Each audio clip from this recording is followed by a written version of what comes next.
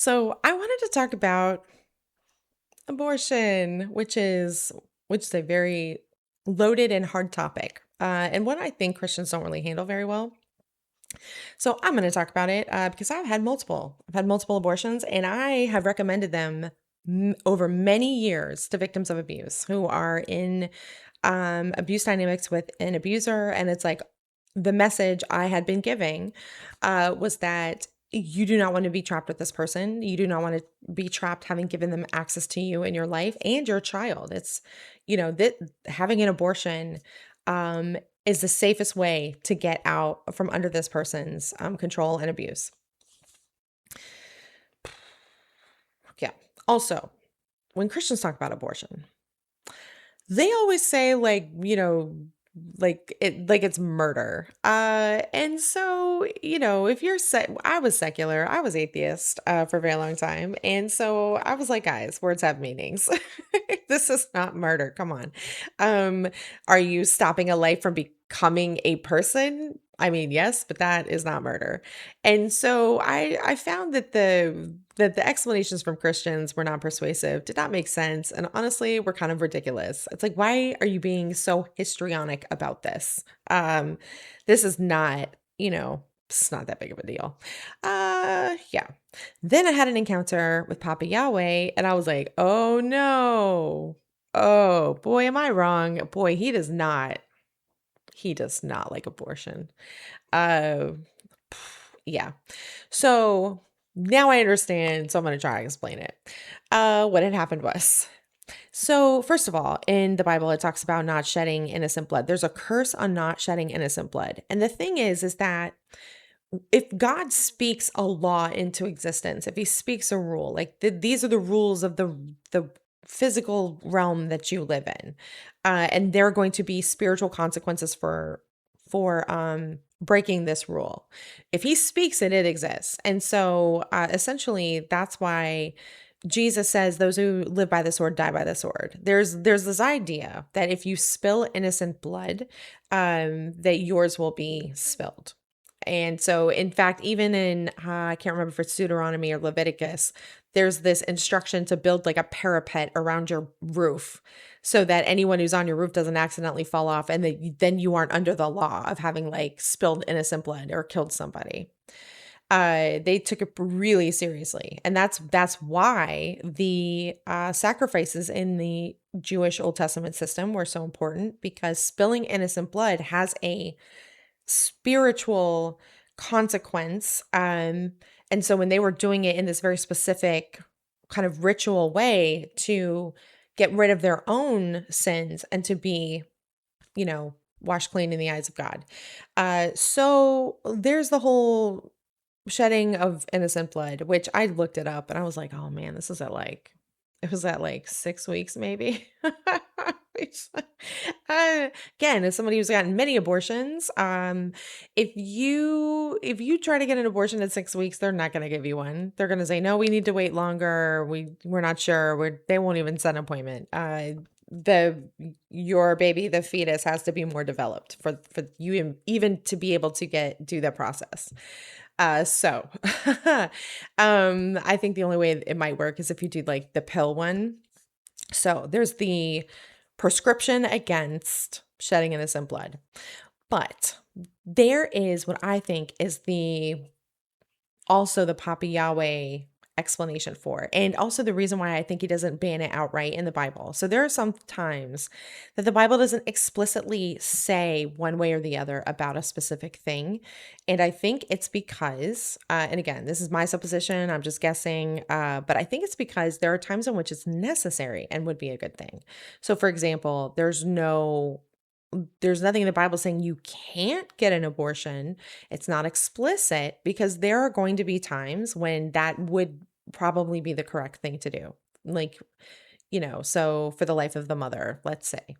Um, but I think the spiritual reason behind it, and I've never seen a Christian explain it this way, but I come from I grew up in New Age, New Thought, and I've been an atheist, but I've also been involved in um witchcraft and magic and the occult, even though I wouldn't have phrased it in those ways. But my tarot cards, crystals era. And so essentially, there is a lot of representational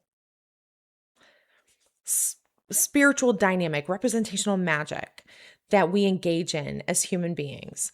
As you do unto others, it will be done to you. And so, if you are carrying a life within you, and you, for not reasons of life and limb, let's say, you decide to end that life, that you are as if a god to that not yet baby, or fetus, or whatever, however you want to say it.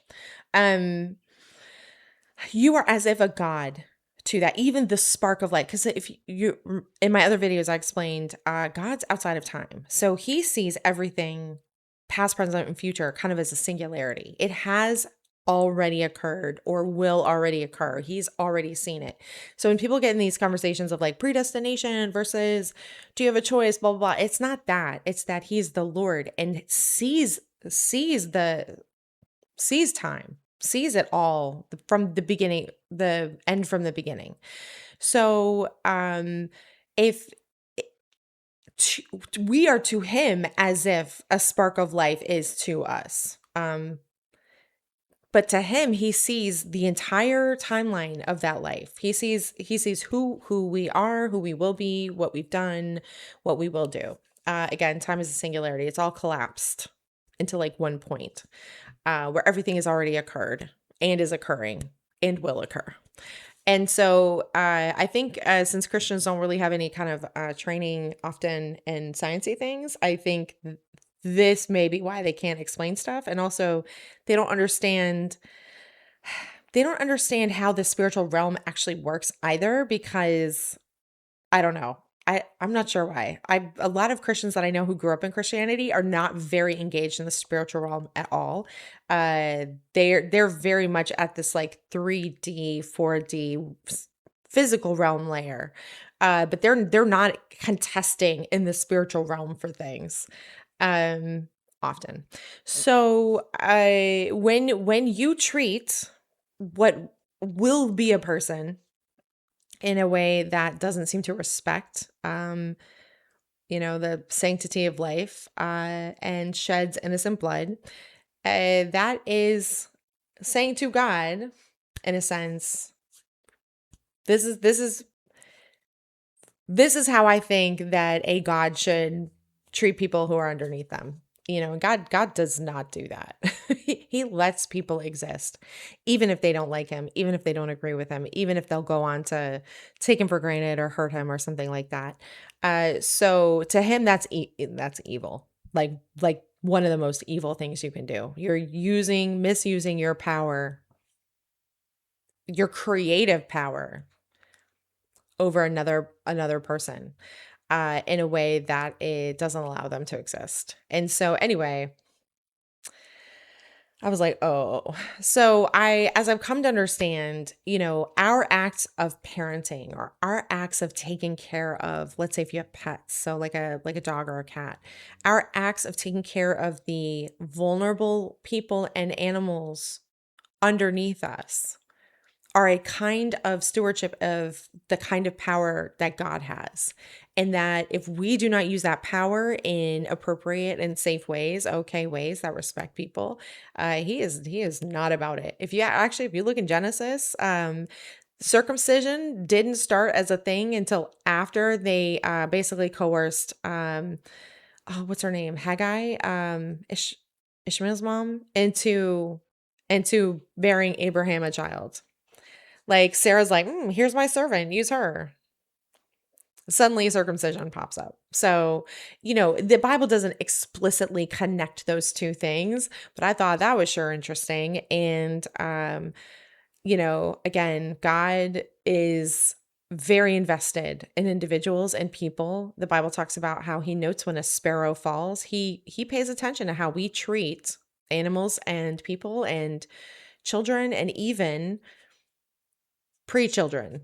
Um as indicative of like how would we use like how are we using the power that we have? What kind of gods would we be were we to have more power? And a lot of people we do fail that test. And it's hard to see it that way because when you're in the situation, you're not seeing yourself from that perspective. You're seeing yourself as a person who needs help. You're seeing yourself as a person who's being trapped or whatever. But like I said, I don't think that God I think the reason why I didn't specifically say this is wrong and evil because there are situations where it would be important like medically to do that. Um so there's enough ancillary information and instruction to sort of figure out how he likely thinks about it. But he doesn't explicitly ban it because there are situations where it would be needed. And if he speaks it, then it can't be. So he's extremely careful, from what I can tell about what he says. Anyway, I hope this makes sense, and I will talk to you next time.